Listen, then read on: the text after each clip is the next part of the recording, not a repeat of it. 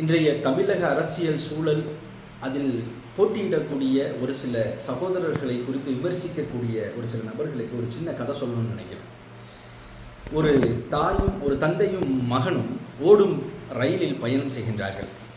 அந்த பயணம் செய்யக்கூடிய பெட்டியில் ஆண்களும் பெண்களும் கலந்து இருக்கும் பொழுது அந்த மகன் சரியாக ஒரு 16லிருந்து 18 வயதை கடந்த ஒரு இளைஞனாக இருக்கின்றான்.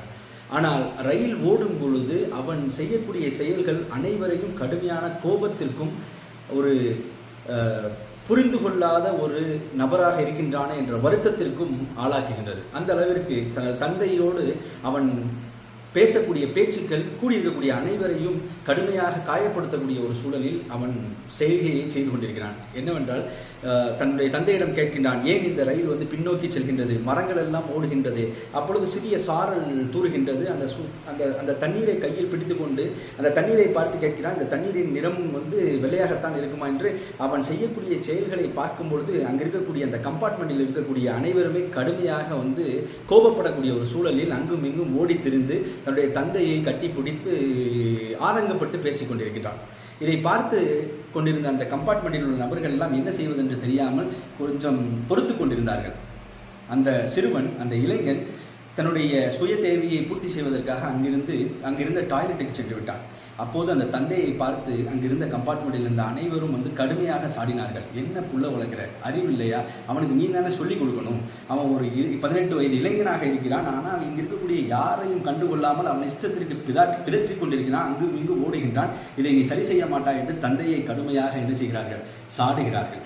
இதையெல்லாம் பொறுமையாக கேட்டுக்கொண்டிருந்த அந்த தந்தை இதை கேட்டு முடித்துவிட்டு சில பதில்களை சொன்னார். என்ன சொன்னார் அப்படின்னா, என்னுடைய மனைவியோடு நான், என் மனைவி மூவரும் இங்கு சுற்றுலாவிற்காக வந்த இடத்தில் கடுமையான ஒரு ஆக்சிடென்ட், ஒரு விபத்தை சந்தித்து விட்டோம்.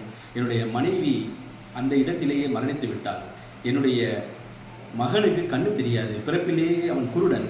என்னுடைய மனைவியினுடைய கண்ணை எடுத்து என்னுடைய மகனுக்கு கொடுத்து விட்டு அவளை இங்கேயே அடக்கம் செய்துவிட்டு எங்களுடைய சொந்த ஊருக்கு செல்வதற்காக ரயிலில் பயணிக்கின்றோம். இதுதான் முதல் தடவையாக அவன் இந்த உலகை பார்க்கின்றான், அதனால்தான் இப்படி அவன் நடந்து கொள்கின்றான் என்று அந்த தந்தை அந்த கம்பார்ட்மெண்ட்டில் இருந்த நபர்களுக்கு சொன்னபோது அங்கே ஒரு விதமான சோகம் சூழ்ந்து கொண்டது. அது ஒரு விதமான இறுக்கத்தை எல்லாரிடமும் ஏற்படுத்திவிட்டது. அந்த மகன் வந்தபோது அவனை பரிதாபமாக எல்லோரும் பார்க்க ஆரம்பித்து விட்டார்கள். சகோதரர்களை, இந்த கதை எதுக்கு சொல்கிறேன் அப்படின்னா, ஒரு நபரை குறித்து முழுமையாக தெரிந்து கொள்ளாமல் ப்ரீஜுடிஷியரி என்று சொல்வார்கள். முன்கூட்டியே இவர் இப்படித்தான் இருப்பார், இதற்காக இவர் செய்துவிட்டார், இதனால் இவர் இதனை செய்யக்கூடும் என்று நீங்களாக முடிவெடுத்து கொண்டு அவர்களுடைய ஃபேஸ் அசாசினேஷன் என்று சொல்வார்கள். அதாவது அவர்களுடைய முகத்தையும் அவர்களுடைய கேரக்டரையும் கொலை செய்யக்கூடிய இந்த நிலையை நீங்கள் மாற்றிக்கொள்ளுங்கள். விமர்சனம் செய்யுங்கள், சுட்டி காட்டுங்கள். உங்களுக்கு எல்லா அருகதையும் தகுதிகளும் இருக்கின்றது.